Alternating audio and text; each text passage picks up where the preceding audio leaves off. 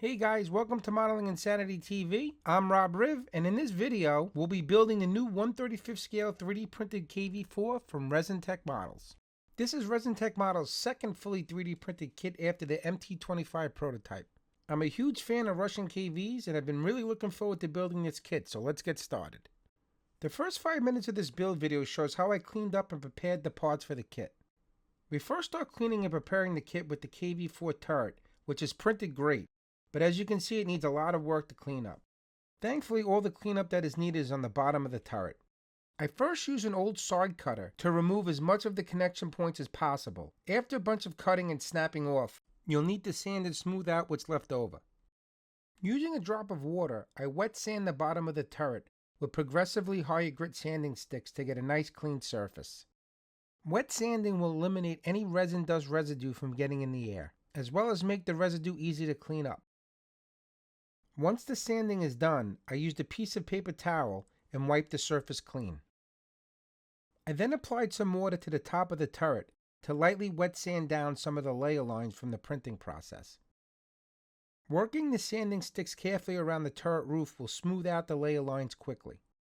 I should point out that the layer lines are not bad, but I wanted to make sure they wouldn't be visible after painting. Once sanded, I again used a paper towel to clean up the residue left behind. I'm now cleaning up the mantlet. I decided to use the mantlet that used a 45mm gun instead of just the MG because I thought it looked more interesting. Cleanup and sanding was easy, and the residue was removed with the cotton swab dipped in water. Here I'm test fitting the mantlet to the turret. The hull is thankfully packaged off of the build plate. Only a few connection rods need to be removed, mostly inside where the suspension arms and return rollers are inserted. But there are some connection points on the rear of the hull that need sanding. Again, this was done just like the turret, with just a little water and sanded with progressively higher grit sanding sticks and then wiped with the paper towel. The top of the hull also has some faint layer lines that I felt should be smoothed out just a bit, so back to the water and sanding sticks. The key here is to sand very lightly and to also avoid any details. And once the sanding is done, wipe the surface clean again with the paper towel. The turret and hull fit together with no issues, and it's amazing that there's only 5 parts in these photos right now. Now the grunt work begins. The wheels are printed really nice and cleanup is easy but very tedious. Here I'm clipping all the connection points off with the side cutter, then following it up with some sanding with the sanding stick. But thanks to the miracle of editing, I'm only showing me clean up one of the 16 wheels. Next up is the small MG turret that goes on the top of the main turret.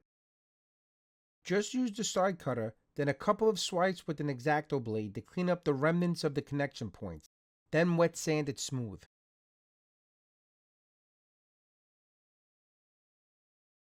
These are the intake grills and exhaust pipes, which are printed in a black flexible resin.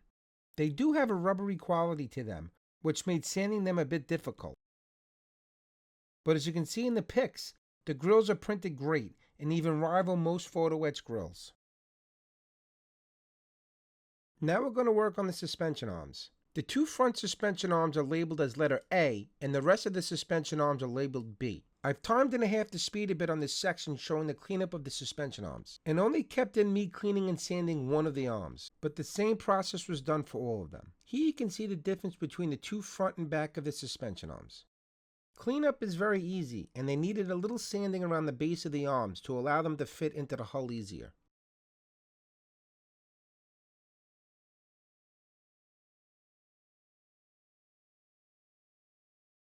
Here I'm cleaning up the return rollers. Just like the road wheels, these needed to be carefully sanded to ensure they kept the round shape. Just a couple of clips and a little sanding and they're all cleaned up. The drive sprockets needed a little more work to clean up. Each sprocket tooth had a connection point that needed attention, so make sure to clean them up completely or the tracks will not fit properly.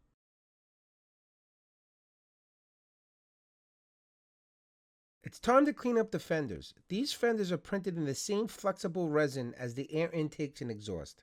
I was really impressed with the detail on them. Like the intakes and exhausts, the rubbery quality made them a little harder to clean up. But thankfully most of the cleanup is on the underside of the fenders. Here you can see how flexible these fenders are. Pretty amazing stuff.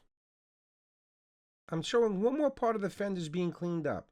Just a few careful cuts with the side cutter and they'll be ready to go. I'm still amazed how cool these flexible fenders are. Here you can see all the cleaned up parts laid out and ready for assembly. Now it's time to add some extra details to the kit. Now this version of the KV was never actually produced, but if it did, I would assume it would have the same armored cast texture like other KVs or KV2s. To do this, I'm using my usual method for armored texturing, using straight Mr. Surface of 500, stippled on with a short bristled brush. Also making sure to clean the brush every so often with lacquer thinner. Here I'm applying the Mr. Surface of 500 to the side of the turret. I'm working in small areas and creating the armored texture by repeatedly stippling the brush until the Mr. Surface of 500 begins to cure and harden. Stippling the Mr. Surface of 500 in one area, then applying it to another area will help create the unevenness of the texture that you should be looking for. The idea is to build up the texture as rough as possible.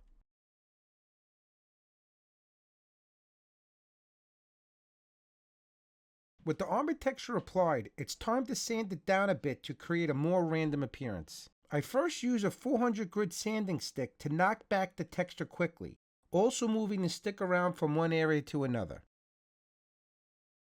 Sanding with just a little bit of pressure as to not lose any of the randomness to the texture we created prior. With the armored texturing applied and sanded, we are going to add the weld detail that's missing from the kit. Resin Tech Models printed this kit with the weld detail missing, but did include the channels to add your own. I like to make my own weld detail, so I'm glad they decided to do this. To create the welds, I first mixed together some white 2-part epoxy from Epoxy Sculpt, kneading it until both parts mixed together thoroughly. With the Epoxy Sculpt mixed, I'm going to apply the putty into the channels on the turret and hull using a chisel blade. I'm not concerned about being neat when putting the putty into these channels. The goal is to get the putty into them as tightly as possible.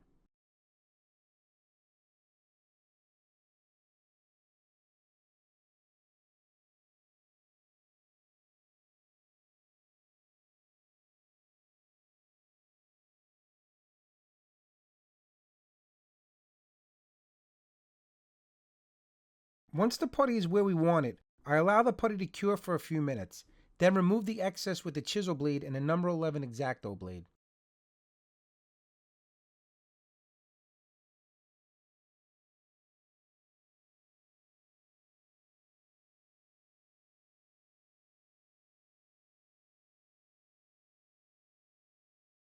With the excess epoxy sculpt cleaned up, I dip both my finger and Q-tip into some water and then use both to smooth out the putty, making sure it is level with the plates on both sides.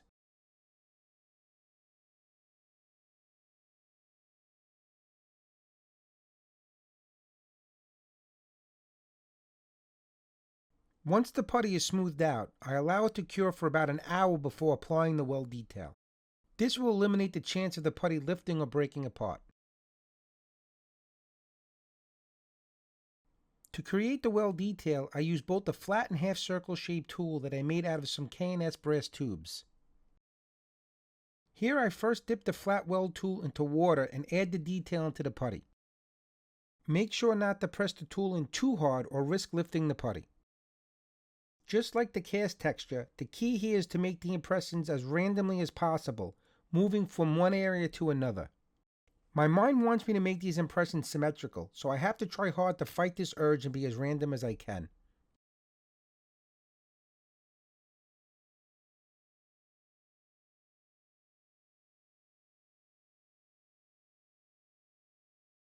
On the sides of the turret, I used a half-round weld tool. I first dip the tool into some water and then apply the half-round weld detail into the putty, again trying to be as random as possible.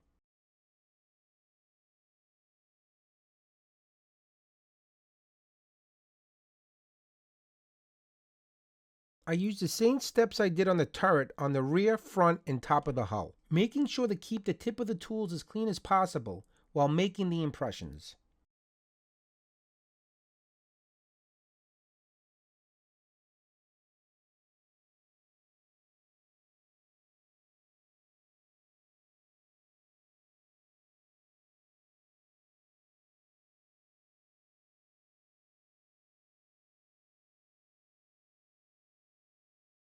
Here you can see the finished armor texture and weld detail in these pics. Both are quick and easy techniques that I believe can elevate your build. You just need to have the right tools and not be afraid to give it a go.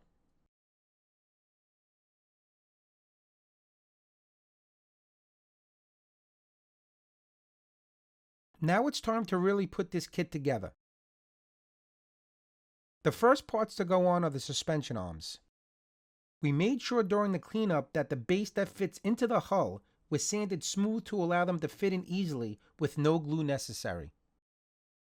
Once they are in, I make sure they are in line with each other, which will ensure the wheels are all level and touching the ground.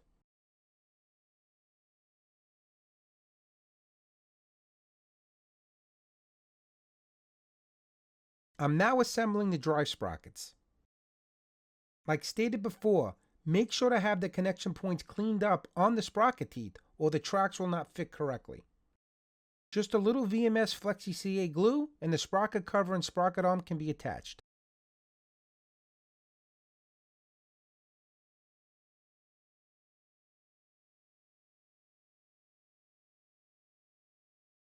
Here I'm attaching the mud scrapers, but first you need to attach the sprocket to the hull. Do not use glue on the sprocket arms, or the sprocket will not be workable, which will make attaching the tracks later more difficult. Once the sprocket is in place, glue the scraper on the hull with some CA glue.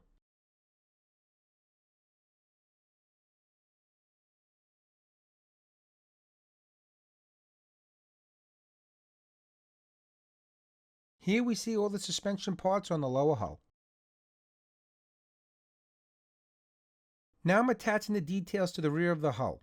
A little CA glue is applied to the rear taillight and put in place along with the shackle bases. The same process was used for the front shackle bases.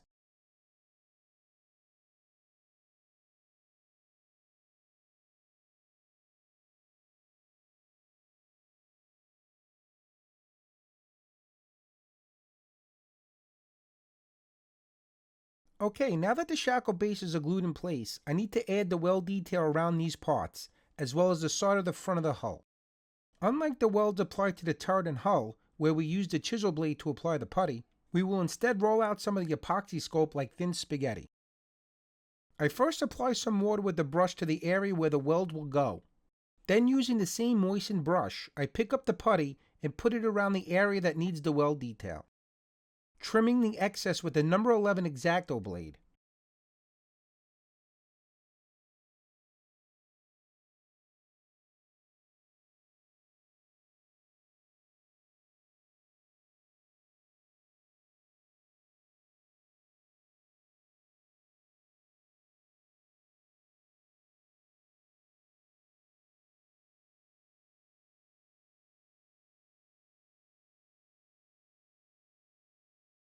I again allow the putty to cure for at least an hour, then use the weld tool to create the weld detail.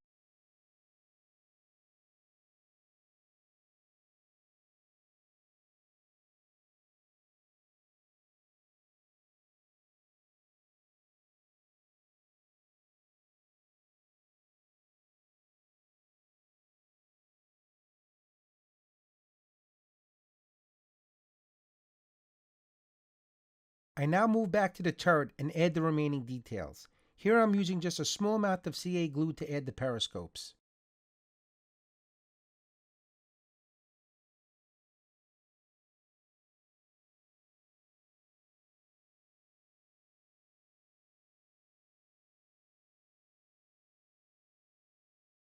I then added the 107mm and 45mm gun barrels to the mantlet and small MG turret to the top of the main turret.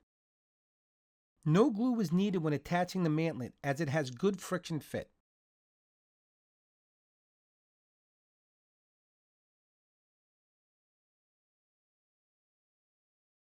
Attaching the fenders took a bit of time. I first test fitted each fender section to ensure it fit properly.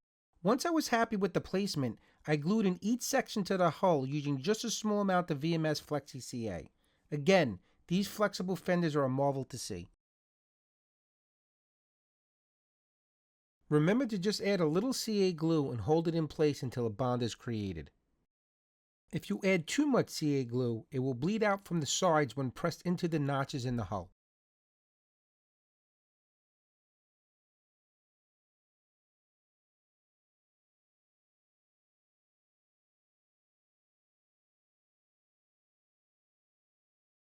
As you can see here, the fenders look great. Now we repeat the process on the other side of the hull. Applying just a little CA glue to the back of the fender brackets, hold the parts in place for a few seconds, and they will be bonded to the hull. With the fenders in place, I then attached the rear grille as well as the deflector. Both were printed in black flexible resin and were attached with some CA glue. I used the tip of my pointed tweezer to lightly push down on the grille to help the glue bond to the hull. I also need to hold the deflector in place for a bit to allow the CA glue to fully cure. The same thing goes for the hull air intakes and exhausts. The fit was perfect, but I did need to add a little extra CA glue to the intakes to properly glue them to the hull.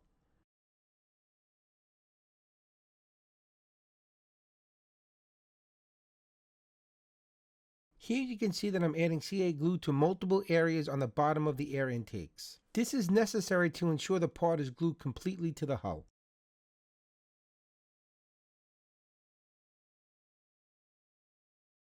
Now we get back to the suspension to put on the idler, road wheels, and return rollers. Again, no glue is needed as the friction fit is enough for them to stay in position, but I'd also recommend not gluing them in place until after painting and weathering.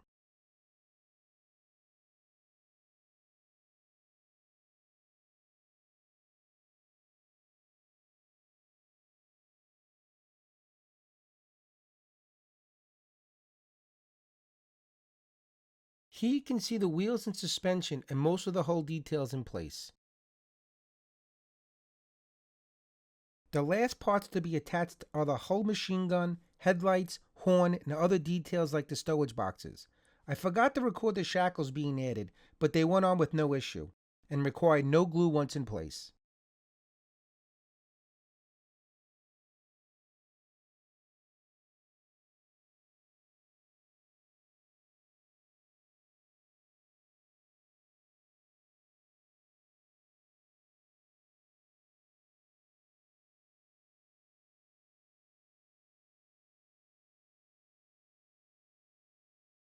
To finish up this build, I'm going to give a quick look at the track assembly. No one wants to watch a full set of tracks being made, so I'll keep this brief. The tracks are printed perfectly with only a little bit of cleanup needed. There are both left and right side tracks and one long track pin is inserted to keep them workable. A small drop of CA glue is all that is needed to keep the pins in place.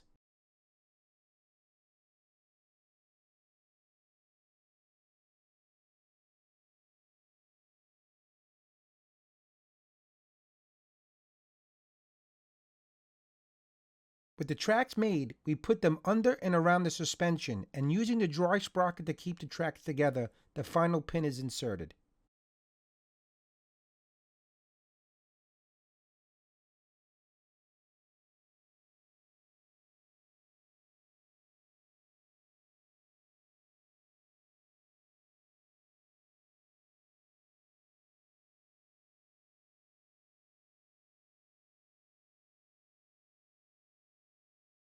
We then put the finished turret on the completed hull, and we can call the builder this great kit done. I really enjoy building this kit and I highly recommend it, especially if you're into Russian World War II armor subjects. And on that note, I'm going to end this video with some finished build pics of the completed model. All the details are in the description below on how to purchase this kit as well as other products from Resin Tech Models. Like, share, and subscribe and hit that notification bell so you never miss a new video. Also, you can listen to me as well as my fellow co-hosts on the Modeling Insanity podcast, which you can find on Spotify, Apple, Amazon, and other podcast hosting companies, as well as the Quarter Scale Madness podcast, which focuses on everything 1/48 scale and quarter scale models. You can also read the full build of this KV-4 in the August 2025 issue of Military Metalcraft International. And as always, feel free to message me anytime on my Facebook modeling page at Rob Riv's Modeling Insanity. I also want to thank Jan from Resin Tech Models for sending me this kit to build and review. I hope you enjoyed the full build review and I appreciate everybody watching. And keep an eye out for more build videos and how-to tutorials coming to the channel very soon.